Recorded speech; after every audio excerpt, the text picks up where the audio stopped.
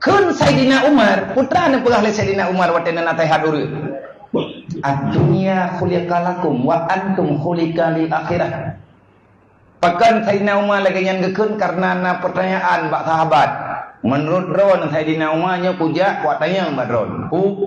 Yang menurut Ron sawagat je urang ngan je ke kelideh.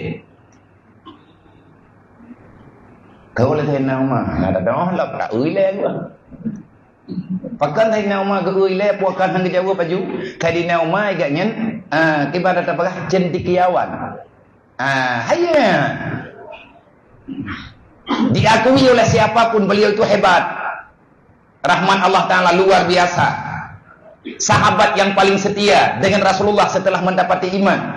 Maka han cocok, jangan kamu mengungkit-ungkit masa lalu seseorang, karena tak ada manusia yang ingin hidup pada masa yang suram. Nyotanyo yang tenonton videonyo, bek ne yak klaim gop, bek ne yak fonis gop dengan kehidupan masa lalu. Tak ada manusia yang hidup yang kepingin hidup pada masa lalu, tetapi semua kepingin dengan hidup pada masa yang akan datang yang lebih baik. Menyata pegang bro masa lalu Sayyidina Umar, manusia pertama yang berani ketat Nabi segala iman genep wah mati.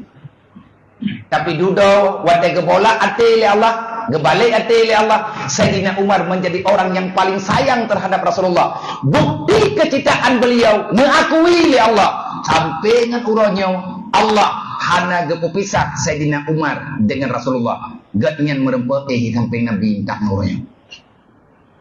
Yang empat mandum nyoy dalamnya yang jadi kemasalah. Kun Sayyidina Umar mimbak long na tanyang sawagat urang ang klide menurut urang. Idron pakan pegah laganyan pakan nyan pertanyaan. Mono tang Sayyidina Umar. Karena ji nyan punane tulak tarik antara klide dengan ngaurang. Ngam menurut ro ke sawagat. Maya menurut long sahabat Sayyidina Umar menurut gua menurut urang. Menurut penilaian. Maya menurut ro ke buat. Mengajar klide. Bahkan mengajar kelideh anak hitungan. Berarti paling-paling yang berakalah itu ya tapi orang kiamat tengah anak tidak, anak surga, anak neraka, maka mengabenan. Gak tahu lihat saya nama yang kerja ku pegah menurut urang, menya urang di tengah kelideh, ke awak je kelideh mana bau. Menya urang lebih tahu aja ke urang, hawa ke urang yang sebenarnya. Kenapa? Karena surga Allah Ta'ala persiapkan lebih indah daripada dunia. Tanya salah kok. Getanya salah program. Kita merasakan awal tanya terasa seolah-olah menyena getanya macam-macam. Tanya akan bahagia. Rupanya bahagia yang membawa malapetaka. Nyo rata-rata kasus lagi kasus yang kanan. Sabu, pencuri. Nya kong laki maaf kang kukang geron banjuri. Tapi ada anak ku ilong kali itu le.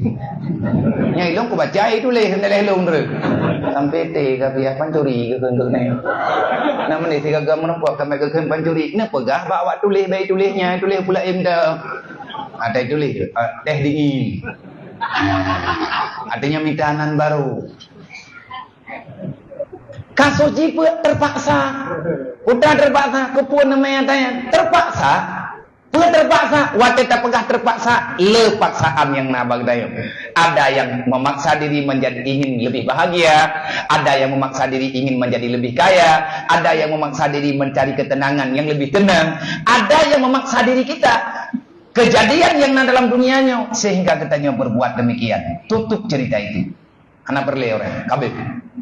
Tuh bab nyo hanali film nyan kabeh nyo kata putra film baru tet buku-buku juga deh beli ingat-ingat katanya nyo riwang ba atayangnya kun Sayyidina Umar hai hamba Allah ad-dunya khuliqalakum Allah menciptakan dunia untuk manusia tapi ingat wa antum khuliqalil akhirah kamu bukan bahagian daripada dunia Allah Ta'ala ciptakan untuk kalian tapi kalian Allah Ta'ala ciptakan bukan untuk dunia.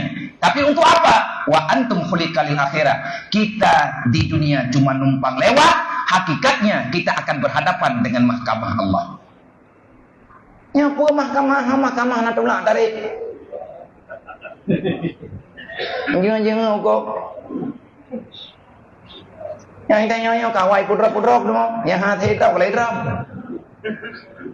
Mereka pegahkan sama kasus mendung putu puang. Dan mereka pun salah ke. Bahkan mereka pun salah ke. Allah yang sayang ke kedai. Mereka nak ketutup oleh Allah Ta'ala ke mentang buat hal ke. Tamang-tamang kesyahadat. Maka katakanlah Alhamdulillah.